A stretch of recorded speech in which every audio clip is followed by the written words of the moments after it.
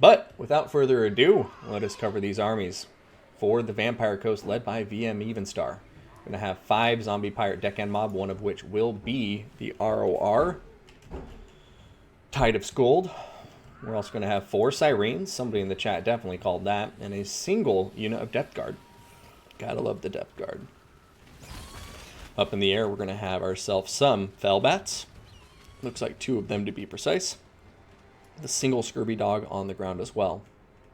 And this leads us to our artillery, and we're going to have an ample supply of it. We're going to have 2 units of just regular old mortars, and then as you just saw a moment ago, the Queen Bessie.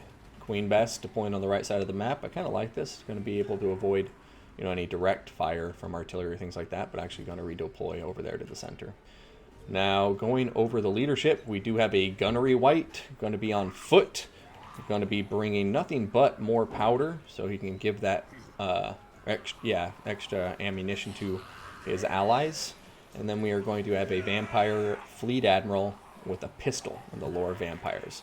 We're going to be seeing here Black Perifat, along with Van Hell's Dance Macabre, Invocation of the Heck, and the Drowned Dead. Now for the Dwarfs, being led by Felkon. Going to have 4 miners with blasting charges. Going to have 3 units of Bugman's Rangers and a single regular ranger backing them up. And in the very back line here, we're going to have 1, 2, 3, 4, 5 units of Dwarf Warriors. And look at this, 4 units of Gyrocopters. 3 with Brimstone guns. Or no, 4 with Brimstone guns. And 1 regular one. Yeah, so that's it. We're also going to have here a Rune Lord on top of one of his Paladins with the Amble or whatever it is. Master Rune of Negation, Master Rune of Wrath and Ruin, Master Rune of Grugny, and the Locus of Power are all going to be on top of him, giving that 15% magic resistance on top of the 25% the Dwarfs already have. So bringing them up to what, 40% magic resist? I am coming over here to check something. Yeah, 40% magic resist. That's insanity. So these Sirens are going to be doing just about half the damage they would be expecting to do. Felbat's coming into fight. We do have a summon of zombies here. Looks like Felkon's using the regular Gyrocopter to shoot the Vampire Fleet Admiral and has done some good damage.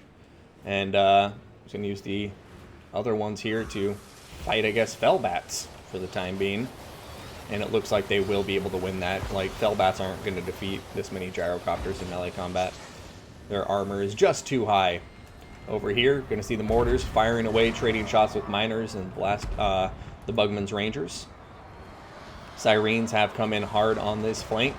Have the Rune Lord in combat, though. Once again, you see that there's 40% magic resistance on top of his units, and on top of himself, 55% magic resistance. Coming back over here to another important engagement, because, this is going to define so much of the battle. Looks like, the steam cannons on this Gyrocopter clearing the Felbats off of the Gyrocopters with the Brimstone guns, who are now going to be free to shoot this Queen Bess, but Queen Bess is going to get a shot off.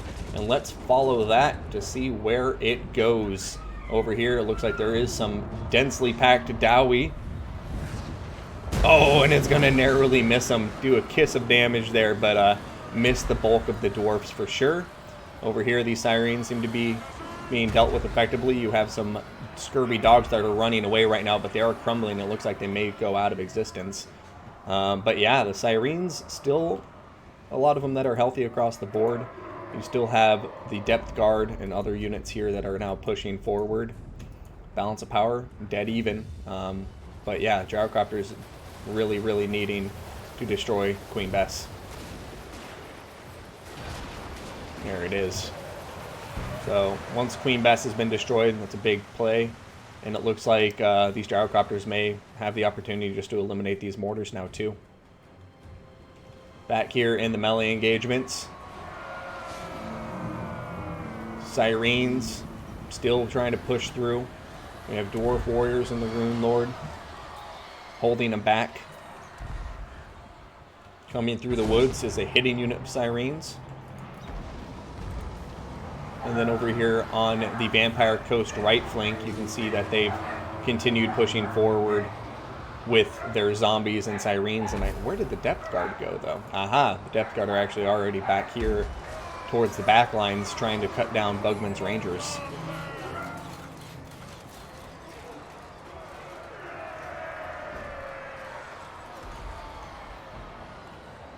Alright, looks like both mortars have been dealt with now. Well, one of them is still somewhat online.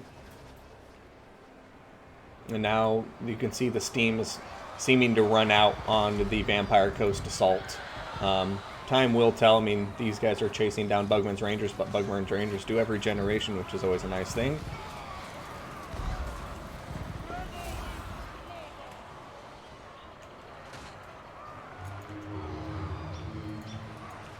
But yeah, with that 40% magical resistance, it just seems like these sirens are having a very tough time. And over here, Vampire Coast, you know, between these things alone, mortars are 650, I believe. So you have two of those, that's 1,300. Queen Bess, who is expensive. So you have a lot of funds just being lost in the artillery alone, and they weren't able to get a lot of value out of the artillery. And now all those gyrocopters are able to turn around and come back to just focus on sirens and things like that. So this is when things can really start turning around, or going south even more so for the Vampire Coast.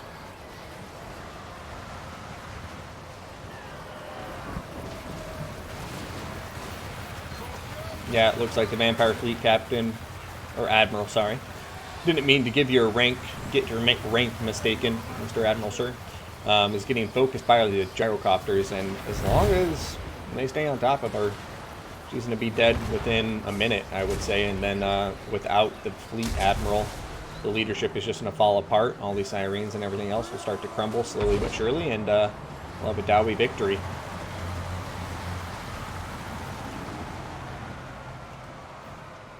Oh, wait.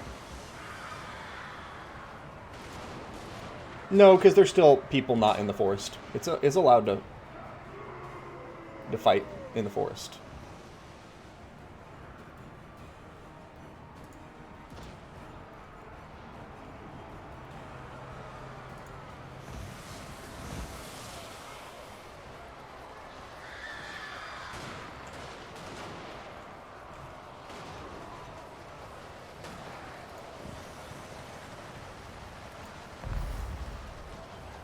Well, regardless, the coast looking like they're going down right now. Fleet Admiral has gone down for the count.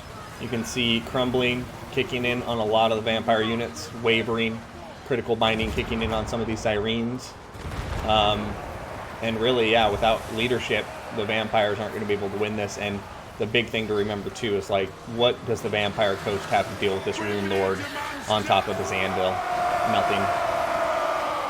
Really nothing to be done about that Rune Lord, and it's just a matter of time before this is over. Blasting charges coming in from these tattered miners, but still doing a lot of damage.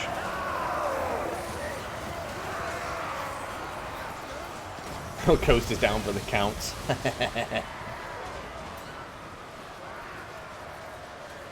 Yep, and looks like Felkon is going to ride this to a quick 1-0 lead in this best of 3, and he's going to draw first blood in this civil war. I guess I shouldn't say civil war. They're not clan mates. They're nation mates.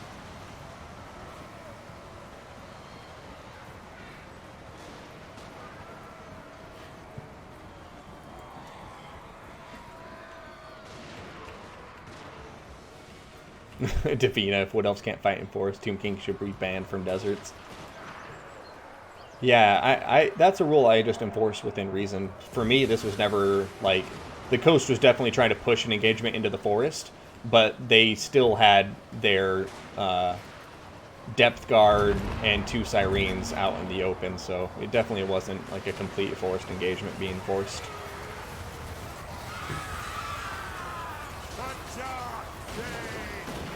And that's it.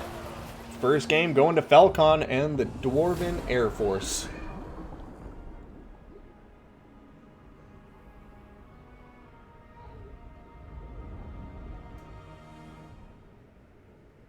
And by the way, somebody asked earlier, do the gyros get that like a few second frames of like missiles going through trees when they're firing in the forest? I don't believe so. I think that it only applies to ground units in the forest. I do not believe it applies to flying units. So somebody correct me if I'm wrong.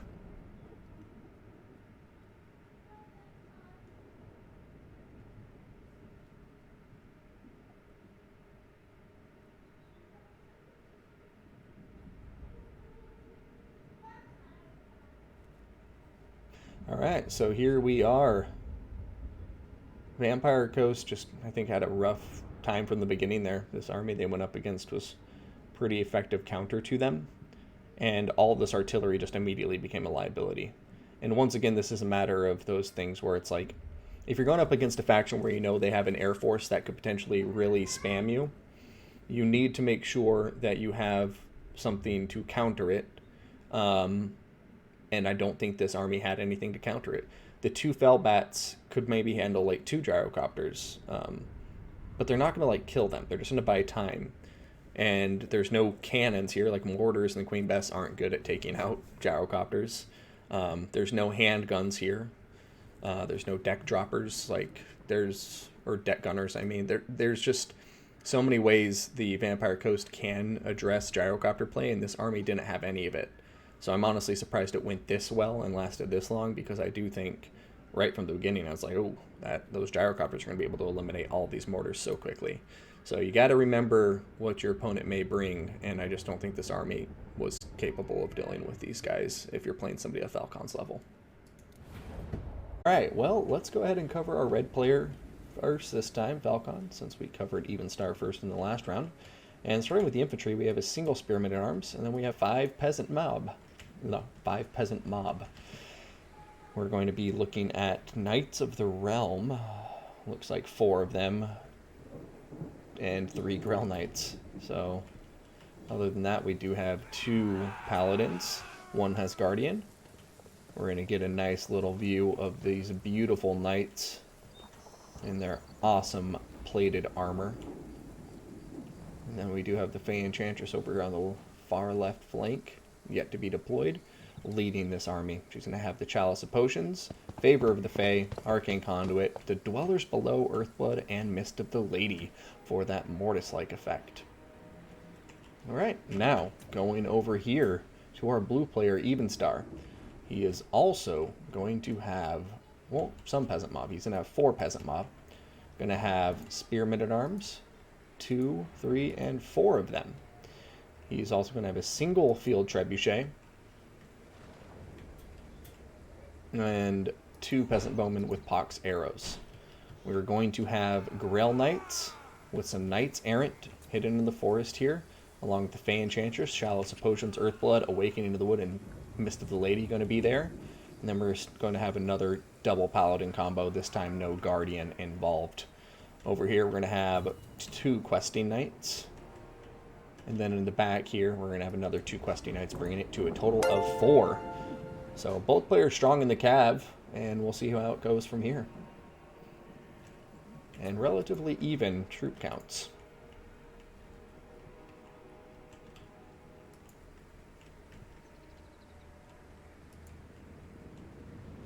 Field Trebuchet be opening fire, and we'll see what kind of value you can get. I mean, it's not going to have too much time to fire before the lines have closed in and these 2 are in the grips of melee combat.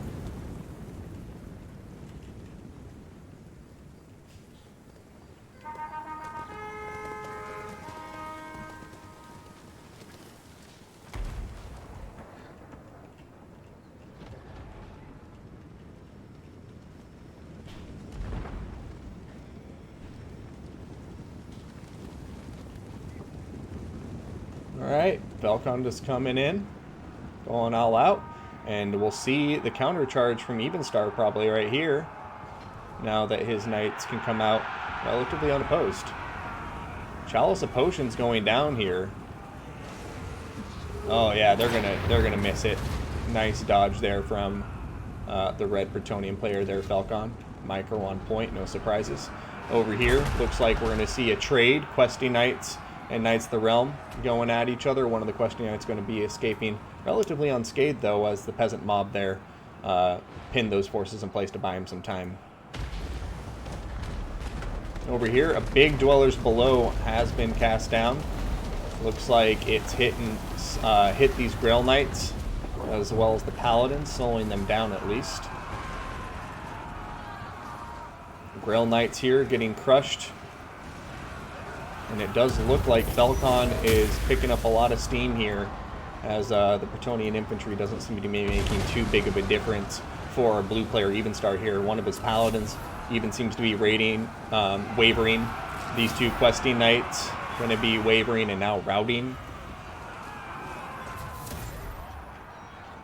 Knights of the Realm diving into combat now, trying to help out, and it looks like Felkon now has his turn for some of his knights to start routing. As you can see, these guys wavering, routing, as a lot of peasant spearmen come in here. A big Chalice of Potions, though, from Felkon going into this combat. And man, this is just like a big old smash. Bretonians just coming at each other. The only range units to speak of are a Trebuchet and 2 Peasant Bowmen, and everything else is just smash, smash, smash, kill, kill, kill. Over here, Evenstar's Paladins regaining their leadership, and now it looks like Felkon's Fey Enchantress may be in trouble, folks. Nope, nope. Here comes some cavalry from Felkon. Grail Knights coming into combat, and she's going to be able to easily extract herself from that situation afterwards. Over here, it looks like Felkon sending in some more Grail Knights. And, yeah, this is just a back and forth, but the balance of power continues to crawl further and further into the red side.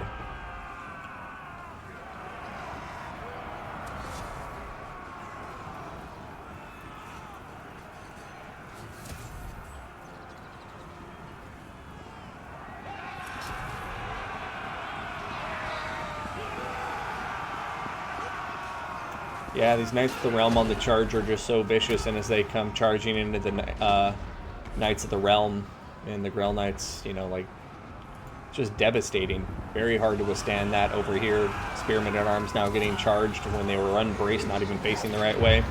Ooh, Chalice of Potions coming down and smashing some of Felkon's Grail Knights and Knights of the Realm, staggering them as well. Over here, though, Evenstar, both of his Paladins are routing at the moment. Doesn't look like we're going to be seeing Felkon chasing them down right now, as he is on a mission to kill the Fey Enchantress, it would seem. Looks like Evenstar keeping the Fey just ahead of his pursuers, but I'm not seeing any relief for her nearby. I guess here's some questing or Knights Errant coming back into combat. But no, Felkon has some Grail Knights nearby too, and it looks like the Fey Enchantress is going to get pinned in place by them potentially. And this could be the end for Evenstar if Felkon is able to seal the deal. But oh, look at her, the slippery Fey Enchantress, finding some lovely peasant mob to sacrifice and sending the men in her place. And oh no, now she's turning around, getting right back into combat, perhaps recognizing at this point it's too late to do anything else, and just kind of conceding as both Paladins for Evenstar have been eliminated.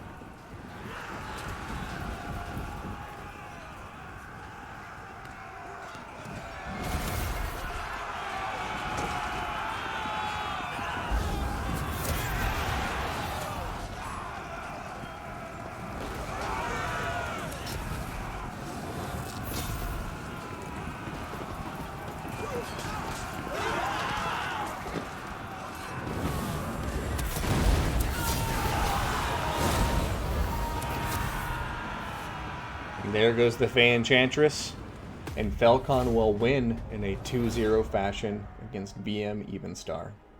But excellent games to both players.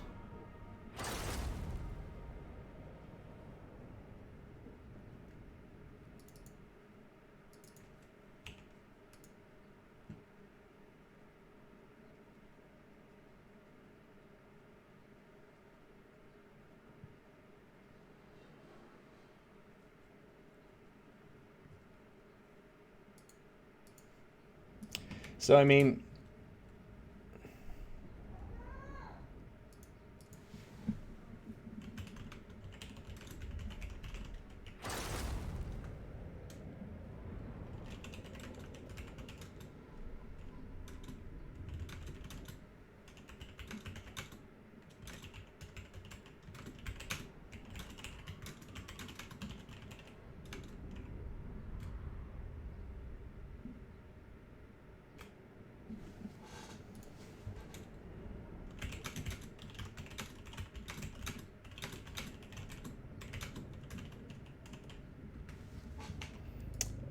Alright, sorry guys, I got distracted, and then I didn't go over the armies. Well, what you gonna do? Long story short, my opinions on that matter. Felkon, I know a lot of people talk about it, and, you know, right there, kind of evident, like, he does seem to dominate and play very well in the mirror matches. I think VM Evenstar put up a hell of a fight there. But at the end of the day, I think it really is as simple as Felkon brings more cavalry than his opponents, and he just micros them incredibly well. And in my opinion, in a Bretonnian mirror match, the infantry just isn't good. Like, I don't know if that's just me, but I feel like you'll usually see in a Bretonnian mirror match whoever brings more cavalry and micros it better wins. Because if you're in a mirror match and you, like, between Bretonnia and you defeat their cavalry, it doesn't matter what infantry they have. Like, their infantry, Bretonnian infantry just isn't great against Bretonnian cavalry. It seems like their cavalry is very well tailored towards killing their own infantry units. Yeah.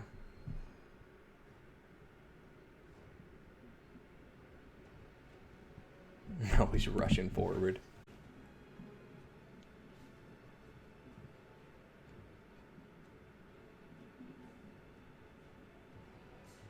Yep.